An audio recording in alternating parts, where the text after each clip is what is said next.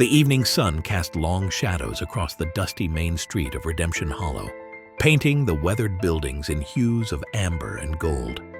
A gentle breeze stirred the worn wooden sign of the general store, its creaking a familiar sound to the townspeople who called this small western settlement home. Standing on the steps of the modest white church, preacher Elias Mercer watched his congregation disperse after evening prayer. His tall, lean frame cast a long shadow across the wooden steps, and though his black coat and collar marked him as a man of God, there was something in his bearing that spoke of a different life. "Evening, preacher," Martha Wilson called out, adjusting her shawl as she passed. "Powerful sermon today." Elias tipped his hat with a gentle smile, but his eyes, deep and haunted, remained vigilant, scanning the horizon as though expecting trouble. 2 years had passed since Elias first arrived in Redemption Hollow. The town had been different then. No church, little faith, and even less hope. With his own hands, he'd built the church, plank by plank, nail by nail. The townsfolk had watched in curiosity as this quiet man of God worked tirelessly, speaking little of his past, but showing his worth through actions rather than words. But this peaceful evening carried a tension in the air that made the hairs on the back of Elias's neck stand up. He'd learned long ago to trust such instincts, though he'd prayed daily to forget why he had them. In the distance, a cloud of dust rose from the prairie, catching the dying sunlight. To most, it might have looked like a cattle drive or travelers seeking shelter for the night. But Elias knew better. The way the dust moved, the pattern of hoofbeats carrying on the wind, this was something else entirely. The Green Toxin Gang was coming to Redemption Hollow. Inside the saloon across the street, piano music drifted through the swinging doors and laughter echoed from within. Children played in the cooling evening air, their mothers calling them home for supper. None of them knew what was riding toward their peaceful town. Elias's hand unconsciously moved to his side, finding only the familiar weight of his Bible. For 2 years, that had been enough. For 2 years, he'd been nothing more than a humble preacher, guiding his flock with scripture and kindness. But as the dust cloud grew larger and the sound of approaching horses became clearer, a shadow passed across his weathered face. "Lord," he whispered, his voice barely audible above the evening breeze, "grant me the strength to remain your servant." But even as the prayer left his lips, something stirred deep within him, something he'd buried long ago beneath verses and hymns. If you love stories of hidden identities and Western justice, hold on to your hats, because what happens next will leave you speechless. Let me know in the comments where you're watching from, and if you've ever witnessed someone reveal their true identity when pushed too far. The thunder of hooves shattered the evening peace as 6 riders stormed into Redemption Hollow, their horses' flanks lathered with sweat, and their riders' eyes gleaming with malice. At their head rode Silas McGraw, a man whose reputation for cruelty preceded him like a dark cloud. The Green Toxin Gang pulled their horses to a stop in the middle of the street, dust billowing around them like a desert storm. Townspeople scattered, mothers hurrying children inside, shopkeepers closing their doors. The piano music in the saloon died mid-note, leaving an eerie silence in its wake. Silas dismounted with practiced ease, his spurs jingling against the packed earth. His duster coat was covered in trail dust, but the twin revolvers at his hips gleamed like new money. A cruel smile played across his weather-beaten face as he surveyed the town. "Well, boys," he drawled, his voice carrying across the now empty street. "Looks like we found ourselves a nice little place to rest." His gang laughed, the sound as sharp as breaking glass.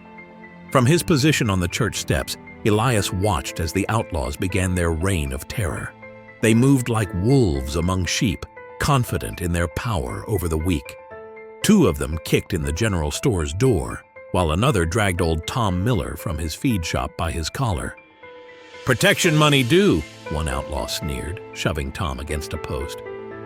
"Town like this needs looking after, don't it, boys?" Sheriff Morgan, his silver badge catching the last rays of sunlight, emerged from his office. Despite his age, he stood straight and proud. though his hand trembled slightly near his holster. "This is a peaceful town," he called out. "We don't want any trouble here." Silas turned slowly, fixing the sheriff with a predator's gaze. His laugh was like stones falling into an empty grave. "Trouble?" he mocked. "Why, we're just honest businessmen looking to provide a service." His gang chuckled darkly behind him. That's when Elias moved. His steps were measured and deliberate as he descended the church stairs, his Bible held firmly in one hand. The townsfolk held their breath, some in fear, others in silent prayer for their preacher's safety. "Gentlemen," Elias's voice carried clearly across the street, calm as still water. "This is a house of God, and this town is under his protection. I ask you, in his name, to leave in peace." The gang fell silent, all eyes turning to the preacher in his black coat and white collar. Silas's hand rested casually on his gun belt as he studied this man who dared to challenge him. Something about the preacher's stance made him pause, something he couldn't quite place. "Well, well," Silas sneered, breaking the tension. "Looks like we got ourselves a holy man with more courage than sense." He spat in the dust. "Tell me, preacher, does your God stop bullets?" The sun sank lower, painting the sky blood red, as two men, one a servant of God, the other a servant of violence, faced each other in the dying light. The real test of faith was about to begin. The silence stretched between Elias and Silas like a drawn bowstring, ready to snap at any moment. The outlaw leader circled the preacher slowly, his boots kicking up small clouds of dust with each deliberate step. Behind him, his gang watched with predatory grins, eager for violence. "You know what I think?" Silas drawled, stopping directly in front of Elias. "I think you're hiding behind that collar. I think you're just another coward using God as a shield." Without warning, he struck out, knocking the Bible from Elias's hands. The sacred book landed in the dust with a dull thud. Elias didn't flinch. He didn't reach for the Bible. He simply stood, his eyes locked on Silas with an intensity that made the outlaw's smile falter for just a moment. "A man's faith," Elias said quietly, "is not in his book, but in his heart." Luther Kane, Silas's second in command, shifted uneasily in his saddle. "Boss," he called out, his voice carrying a note of warning. "Something ain't right about this one." But Silas was too focused on the challenge before him. He drew closer to Elias, close enough that the preacher could smell whiskey and trail dust on his breath. "Let's test that faith of yours," he snarled. "Get on your knees and pray real hard that we don't burn this town to the ground." To everyone's surprise, Elias slowly sank to his knees. The townsfolk gasped, some in dismay, others in fear. But as he knelt in the dust, his eyes never left Silas's. "I will pray," he said, his voice carrying across the street like summer thunder. "Not for myself, but for you and your men, for your lost souls, and for the chance of redemption that still lies before you." Something in his tone made Silas step back. The words weren't pleading or frightened. They carried the weight of absolute certainty, like a judge passing a sentence. For a brief moment, an expression of uncertainty crossed the outlaw's face. Luther Kane dismounted, his spurs ringing against the packed earth. "Silas," he said urgently, "I've seen that look before. In Tombstone, there was a man." "Shut up!" Silas snapped, but his voice carried a tremor of doubt. He drew his revolver, pressing it against Elias's forehead. "Your God ain't here, preacher. It's just you and me." Elias closed his eyes, but his voice remained steady. "He's always here, even for men like you, even for men like me." Something in those last words sent a chill through the gathering crowd. The way he said them, filled with a weight of understanding that no ordinary preacher should possess, made even the hardened outlaws exchange uneasy glances. Silas holstered his gun with a shaking hand, trying to hide his growing unease. "We'll be back, preacher," he spat, "and next time, prayers won't be enough." As the Green Toxin gang mounted up and rode out of town, Luther Kane looked back one last time at the kneeling preacher. In the dying light, for just a moment, he could have sworn he saw something else. A shadow of someone else.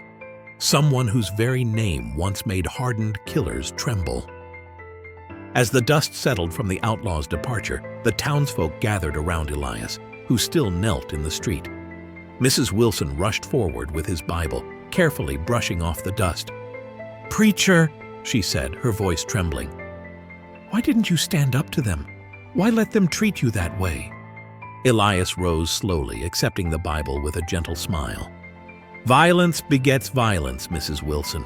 Sometimes the strongest stand a man can take is to kneel."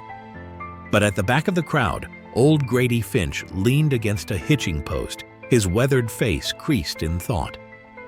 The ex-bounty hunter had been studying the preacher with keen interest throughout the confrontation. Now he gestured to a few other old-timers to join him near the saloon's entrance. "Did you see it?" he asked in a low voice, his eyes never leaving Elias. "The way he held himself when Silas drew on him? That wasn't the preacher's stance." Jake Turner, a grizzled rancher who'd seen his share of gunfights, nodded slowly. "Been bothering me since he first came to town. The way he moves, like he's always ready. Never seen a man of God carry himself like that." Grady took a long pull from his tobacco pipe, the smoke curling around his words. "Reminds me of someone I used to hunt. Years back, there was a gunfighter they called the Ghost. Fastest gun anyone had ever seen. But it wasn't just his speed that made him dangerous. It was the way he thought, always 3 moves ahead." "The Ghost?" Sarah Miller whispered, having drawn closer to listen. "I heard stories about him. They said he could shoot a man dead before they even cleared leather. But he vanished, 5 years ago?" "6, Grady corrected. "After the massacre at Devil's Fork. 15 men died that day, some say more. After that, the Ghost just disappeared. Some say he died, others say he found God." His gaze drifted meaningfully toward the church. Meanwhile, across town, Silas McGraw paced in the outlaw's camp, unable to shake his unease. "Something ain't right about that preacher," he muttered. "The way he looked at me, like he knew." Luther Kane cleaned his gun by the firelight, his movements precise and nervous. "I tried to tell you, boss. I've seen eyes like that before. Men who've killed so many they've lost count. Men who've stared into hell itself and walked away, changed." Silas grabbed Luther's collar. "You trying to say some backwater preachers got you scared?" "Not scared," Luther replied carefully. "Just cautious. Maybe we ought to leave this town be." But Silas's pride had been wounded, and nothing was more dangerous than a snake with a bruised ego. "No," he snarled. "That preacher needs to learn what happens when you stand in our way. Tomorrow we'll give him a lesson he won't survive to forget." Back in town, as night fell over Redemption Hollow, Elias stood alone in his church, staring at a loose floorboard beneath the pulpit. Beneath it lay something he'd prayed he'd never have to touch again. Night settled over Redemption Hollow like a heavy blanket, broken only by the occasional flicker of oil lamps in windows. Most townsfolk had retreated to their homes, doors locked and prayers said. But the darkness brought no peace, only a mounting tension that seemed to press against every closed shutter. The first sign of trouble came just before midnight, the smell of smoke. Sarah Miller spotted it first from her window, a growing orange glow coming from the direction of Widow Clayton's barn. "Fire!" Her scream pierced the night air, shattering the uneasy quiet. Elias burst from the church doors, his preacher's coat billowing behind him as he ran toward the growing inferno. The widow's barn, filled with this year's hay harvest, was already engulfed in flames that reached hungrily toward the star-filled sky. "Mary's still inside!" Widow Clayton screamed, pointing at the barn. "My horse! She's still tied up in there!" Without hesitation, Elias plunged into the burning structure. Smoke and heat assaulted him as he navigated through the flames, finding the terrified horse still tethered in her stall. With practiced hands that seemed to know more than a preacher should about handling panicked animals, he freed her and led her to safety. As townspeople formed a bucket line, Trying to prevent the fire from spreading, Sheriff Morgan discovered something nailed to a post near the barn. A crude note written in charcoal. "Faith won't save you." "This is just the beginning," the sheriff said grimly, showing the note to Elias. "They're testing us, seeing how we'll respond. A town needs more than prayers, preacher. It needs a man willing to fight." Elias stood silent, watching the barn collapse in on itself, the flames reflecting in his dark eyes. For just a moment, something fierce and dangerous flickered across his face, like lightning in a summer storm. Then it was gone, replaced by his usual calm demeanor. "Violence only leads to more violence, Sheriff," he replied softly. But there was a weight to his words that made them sound more like experience than scripture. Dawn found the townsfolk sifting through the smoldering ruins of the barn. Widow Clayton wept quietly, comforted by Mrs. Wilson. Her entire harvest was gone, along with her livelihood for the coming winter. "The town will help you rebuild," Elias assured her, placing a gentle hand on her shoulder. But his eyes were fixed on the horizon, where he knew the green toxin gang was watching, waiting for their next move. Sheriff Morgan approached him again, his voice low and urgent. "They won't stop here, preacher. Next time it might not be just a barn. We need to do something." "We will," Elias replied, his voice carrying a hint of steel beneath its usual gentleness. "But not with guns and violence. That path only leads to graves." As he spoke those words, his hand unconsciously moved to his side again, as if reaching for something that wasn't there. The gesture wasn't lost on Grady Finch, who watched from the shadows, his suspicions growing stronger by the hour. Later that morning, as Elias swept the church steps, Grady Finch approached with deliberate slowness. The old bounty hunter's boots scraped against the wooden boards, announcing his presence with purpose.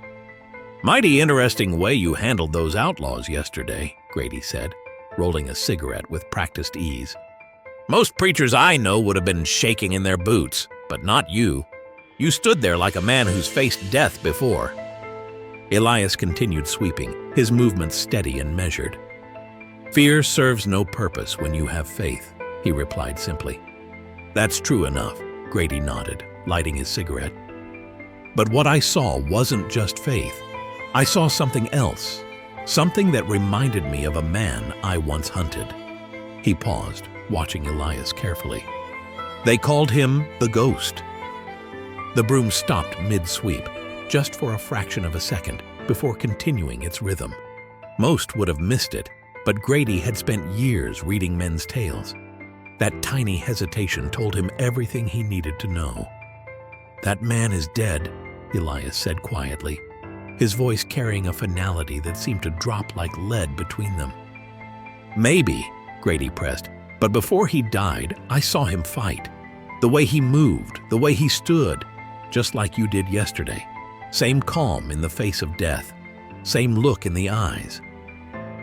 The morning sun cast long shadows across the church steps as memories crashed over Elias like a tide. He remembered that last day, 6 years ago at Devil's Fork.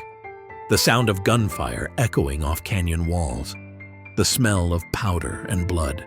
15 men had died, their bodies scattered like fallen leaves in autumn.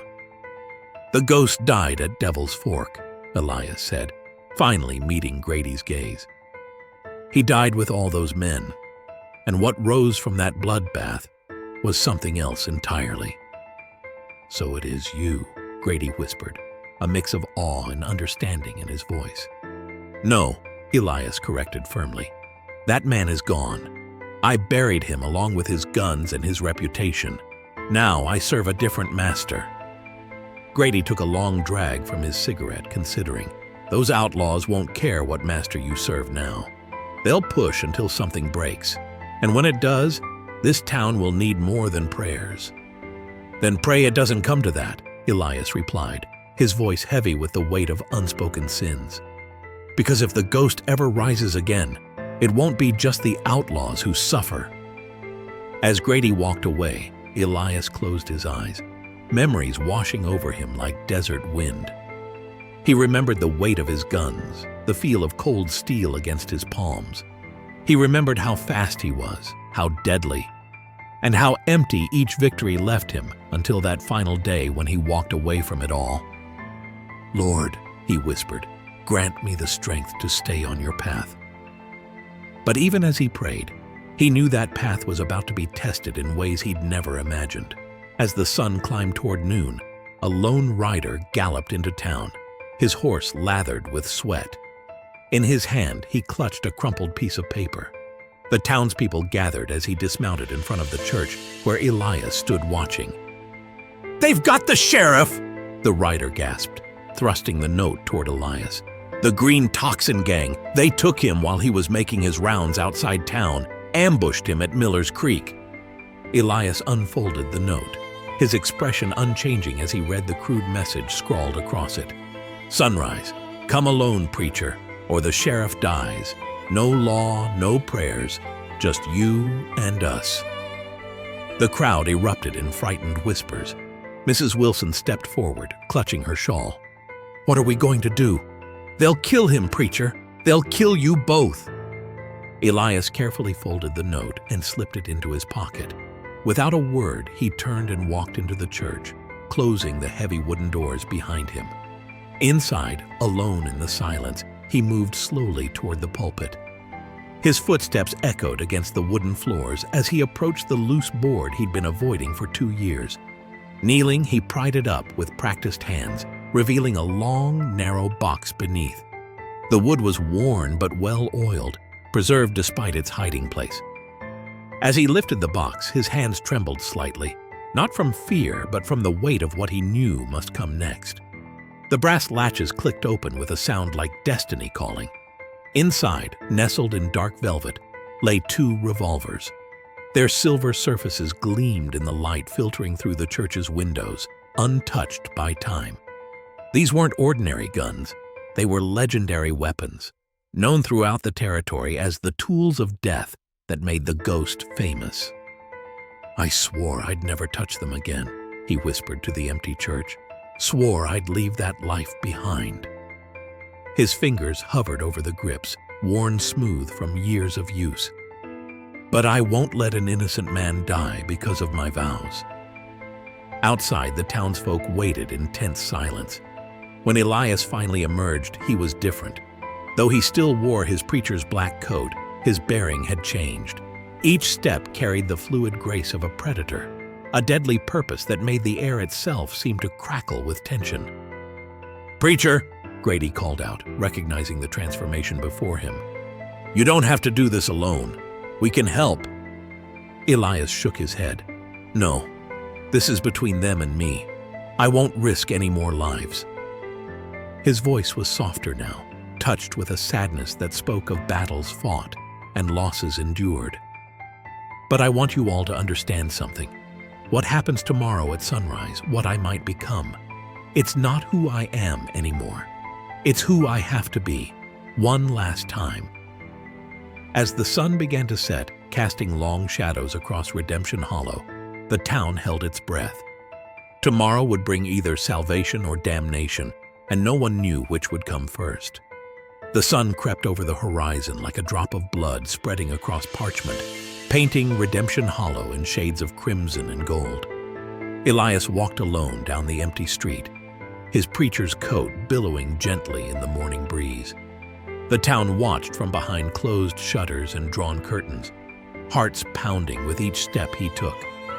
At the edge of town, where the road met the desert, the Green Toxin Gang waited. Sheriff Morgan knelt in the dust before them, his hands bound, his silver badge deliberately placed in the dirt before him. Silas McGraw stood with a cocky grin, but it faltered slightly when he saw Elias approaching. "Well, well," Silas called out, his voice carrying across the morning stillness. "The holy man actually came, and here I thought you'd be too busy praying." Elias stopped 30 paces from the gang, his hands hanging loose at his sides. "Let him go, Silas. This is between us now." "Between us?" Silas laughed, but there was an edge of uncertainty in it. "There's nothing between us except hot air and your foolish faith." That's when Elias moved. His hands went to his coat buttons, undoing them with deliberate slowness. As the black fabric parted, the rising sun caught the silver of his hidden holsters and the twin revolvers they carried. A collective gasp rose from the gang. Luther Kane's face went pale. "Boss," he whispered urgently, "those guns. I know those guns." Silas's smile disappeared completely as recognition dawned in his eyes. "No," he breathed. "You can't be. The ghost is dead."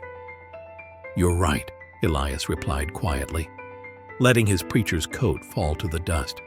The man beneath was transformed, no longer a humble servant of God, but a deadly weapon honed by years of violence. "The ghost is dead. I killed him myself at Devil's Fork. But you just had to go looking for him, didn't you?" The air seemed to crackle with tension as Elias stood revealed, his true nature no longer hidden behind scripture and collar. The rising sun cast his shadow long across the ground, the shadow of a gunfighter, not a preacher. "Kill him!" Silas screamed, his voice cracking with fear. But before any of his men could clear leather, Elias moved. His hands were a blur, the legendary revolvers appearing in his grip as if by magic. The sound of gunfire shattered the morning peace, but it wasn't the chaotic eruption of a gang fight. Each shot rang out precise and deadly, like the tolling of a funeral bell. 3 men fell before the echo of the first shot faded. Their guns hadn't even cleared their holsters. 2 more shots, 2 more bodies in the dust. The ghost's aim was as perfect as the legends claimed, every bullet finding its mark with terrifying accuracy. In the chaos, Sheriff Morgan rolled away, breaking free of his bonds. The remaining gang members scattered, their nerves breaking at the sight of death dealing they'd only heard about in whispered stories. Only Silas remained, rooted to the spot, staring at the man he'd foolishly awakened. "I heard stories about you," Silas said, his voice trembling as he faced the legend he'd unwittingly challenged. "They said you could kill a man between heartbeats, said you moved like a spirit, struck like lightning." Elias stood motionless, his gun steady in his weathered hands. "The stories were wrong," he replied softly. "I wasn't a spirit. I was a man who'd lost his way, a man who found it again through God's grace." The remaining members of the Green Toxin gang who hadn't fled watched from behind wagons and water troughs, their weapons drawn, but their hands shaking. Sheriff Morgan had made it to safety, finding cover behind an overturned cart. "A man who found God?" Silas spat, desperately trying to mask his fear with bravado. "Then what are you doing with those guns, preacher? What happened to turning the other cheek?" "Sometimes," Elias answered, his voice carrying across the morning air. "God's work requires a firm hand. Even Jesus drove the money changers from the temple." The townspeople had begun emerging from their hiding places, drawn by the spectacle before them. They gathered at a safe distance, watching as their quiet preacher stood revealed as something else entirely. Suddenly, one of Silas's men made a break for it, firing wildly as he ran. Elias moved with impossible speed, his gun barking once. The outlaw fell mid-stride, his shot going wide. "Stay where you are," Elias commanded the others, his voice carrying the weight of countless gunfights. "I don't want to kill any more of you." But Luther Kane, desperate and cornered, had other ideas. He emerged from behind a water trough, both guns blazing. Elias rolled sideways, his movements fluid as water, returning fire with lethal precision. Luther's guns flew from his hands as he crumpled to the ground. The remaining gang members threw down their weapons, hands raised in surrender. They'd seen enough to know that the legends of the ghost hadn't done justice to the reality. "You see what you've done?" Silas screamed, his composure completely shattered. "You've ruined everything. This town was supposed to be easy pickings." "This town," Elias replied, stepping closer, "is under God's protection. And today he sent them a ghost to remind men like you that evil will not prevail." The townsfolk had drawn closer now, led by Grady Finch. Some carried rifles, others brandished tools as weapons. They formed a circle around the remaining outlaws, their fear replaced by a righteous anger. "The Lord works in mysterious ways," Mrs. Wilson called out, her voice strong and clear. "Sometimes he sends us angels, and sometimes he sends us warriors." Elias kept his guns trained on Silas, but his eyes scanned the gathering crowd. He saw not fear or judgment in their faces, but understanding and gratitude. They had seen his true nature, yet they accepted him, both the preacher and the gunfighter. "It's over, Silas," he said firmly. "Surrender or die. The choice is yours." Silas stood alone in the dusty street, his gang either dead, surrendered, or fled. The morning sun climbed higher, casting harsh shadows across his fear-twisted face. His hands hovered near his guns, trembling slightly as he faced the legend he'd foolishly awakened. "They never told me the hardest part about facing the ghost," Silas said, his voice cracking. "It's not his speed or his aim. It's those eyes, those dead, empty eyes that have seen too much killing." Elias kept his revolvers pointed at the ground, but everyone present could feel the lethal tension in his stance. "Last chance, Silas. Surrender, face justice, and live." "Justice?" Silas barked a harsh laugh. "There's no justice in this world. Only men with guns making their own laws. You proved that yourself, Ghost. How many men have you killed? How many graves have you filled?" "Too many," Elias replied quietly. "Each one weighs on my soul. Each one a reason I found God. Don't make me add your name to that list." The townsfolk watched in tense silence as the two men faced each other. The classic showdown position. Two gunfighters, 20 paces apart, death hanging in the balance between them. "You know what I think?" Silas sneered, his fear transforming into desperate courage. "I think you're soft now. All that praying and preaching has made you weak. The real ghost would have killed me already." "The real ghost died at Devil's Fork," Elias said. "But what rose in his place is something far more dangerous. A man who chooses mercy over murder." Silas's eyes narrowed. "Let's test that theory." His hand dropped to his gun. The movement was fast, faster than any normal man could match. But Elias wasn't normal. He was the ghost. Two shots rang out almost simultaneously. Silas's bullet whizzed past Elias's ear, close enough to stir his hair. Elias's shot struck true, hitting Silas's gun hand with surgical precision. The outlaw's weapon went spinning into the dust as he fell to his knees, clutching his bleeding hand. "You missed," Silas gasped, looking up in disbelief. "The ghost never misses." "I didn't miss," Elias replied calmly, holstering a gun while keeping the other trained on Silas. "The ghost would have put that bullet between your eyes. But I'm not him anymore. I chose to wound rather than kill. That's not a weakness, Silas. That's strength." The sheriff stepped forward, handcuffs ready. "It's over, Silas. The Territory prison has a cell waiting for you and what's left of your gang." As Silas was led away, he looked back one last time at Elias. "You really have changed," he said, wondering, mixing with fear in his voice. "The ghost I heard about would have killed us all without hesitation." "Yes," Elias agreed softly. "That's why he had to die, so something better could take his place." The crowd gathered closer as the sheriff and his deputies secured the surviving members of the Green Toxin gang. Whispers rippled through the townspeople, a mix of awe and uncertainty as they watched Elias, their quiet preacher now revealed as the legendary ghost. "String them up!" someone shouted from the back of the crowd. "After what they did to Widow Clayton's barn, they deserve to hang." More voices joined in, the cry for vengeance growing louder. "They would have killed us all! Make them pay!" The peaceful townsfolk had transformed into an angry mob, their fear turning to bloodlust now that the danger had passed. Elias stood silently, watching as the crowd's anger built. His guns were still warm in their holsters, a familiar weight he'd hoped never to feel again. With deliberate calmness, He stepped between the mob and the captured outlaws.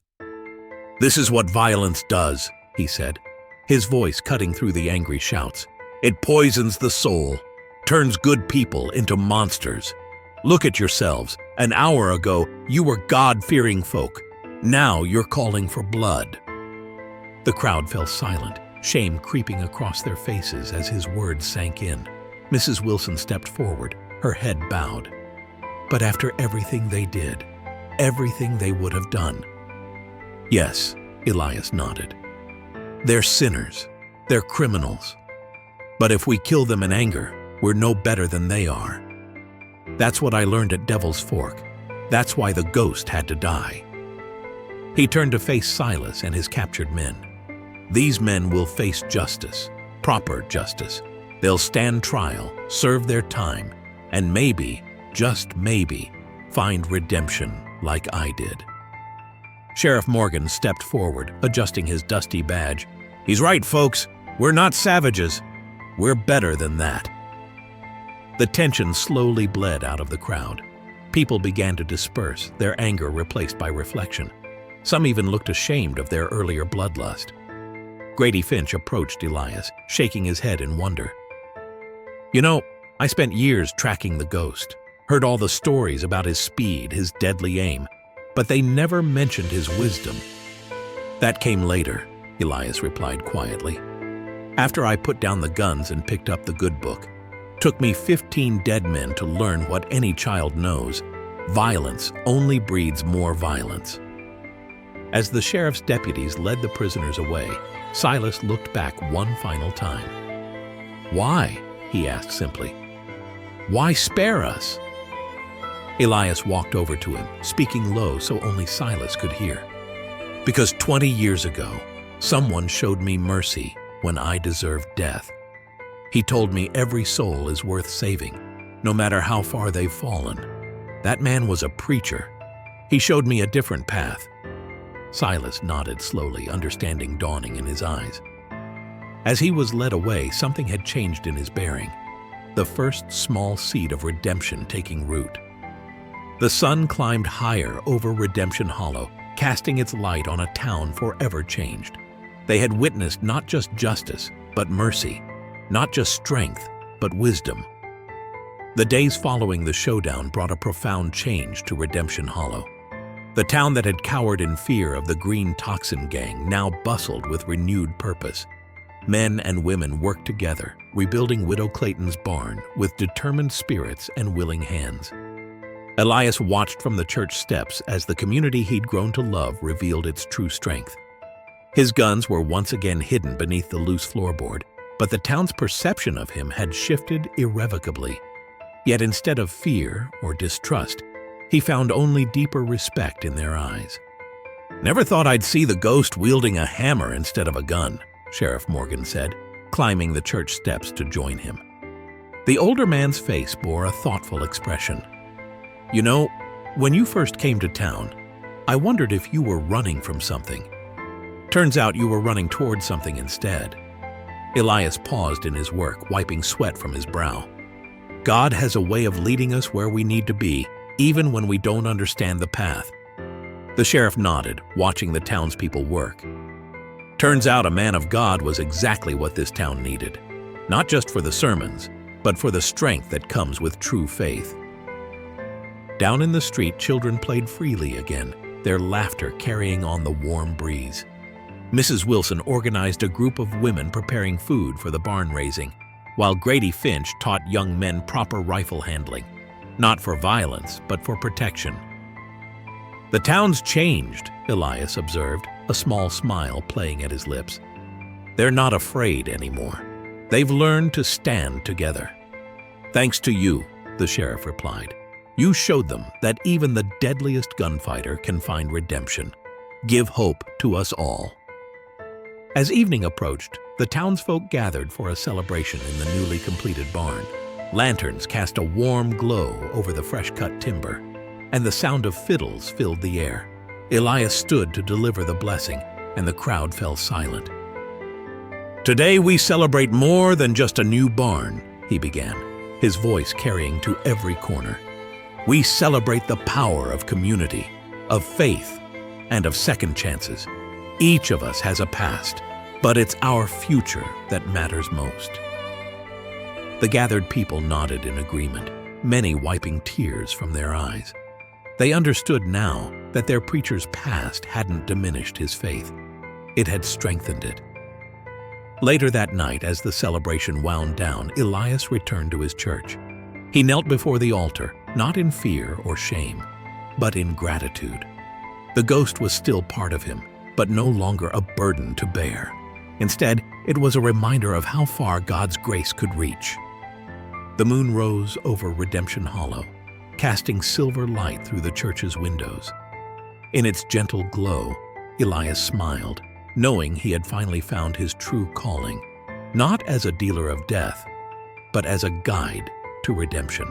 The Sunday morning sun streamed through the church windows, casting rainbow patterns from the stained glass across the gathered congregation. Elias stood at the pulpit, his sermon touching hearts as it always had, but now carrying a deeper weight of understanding. The pews were fuller than ever, not just with the faithful, but with those seeking their own redemption. Word had spread about the preacher, who was once the ghost, drawing souls from miles around who carried their own dark pasts and desperate hopes. Among them sat young Tommy Miller, his eyes fixed on Elias with unmistakable wonder. The boy had barely slept since the showdown, his mind filled with images of the quiet preacher transformed into a legendary gunfighter. After the service, as the congregation filed out into the bright morning air, Tommy lingered behind.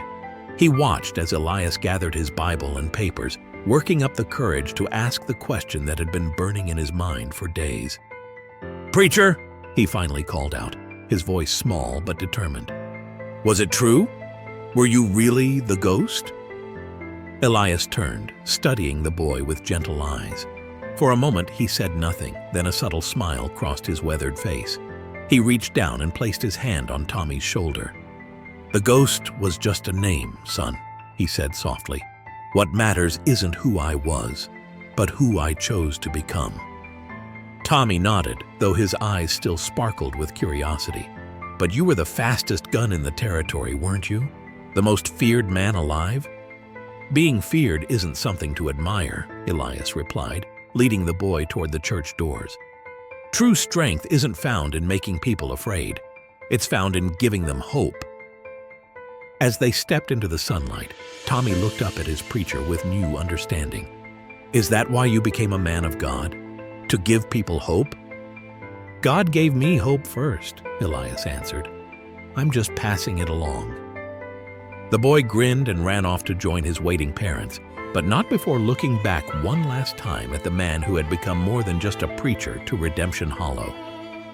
Standing on the church steps, Elias watched his congregation scatter to their Sunday routines. Each face was familiar now, each soul precious to him in a way no gunfighter could understand. His shadow stretched long behind him in the morning sun, and for just a moment, it seemed to take the shape of a gunfighter, guns at the ready. But this was no longer a shadow that haunted him. Instead, it was a reminder of how far God's grace could reach, how complete redemption could be. The ghost wasn't dead, after all. He had been transformed, turned from an agent of death into a servant of life. As Elias turned to go back inside his church, he smiled at the irony. Sometimes he realized the most powerful legends aren't about who we were, but about who we become. If you enjoyed this tale of redemption and second chances, don't forget to like and subscribe. And tell me in the comments, what part of the ghost's journey touched your heart the most?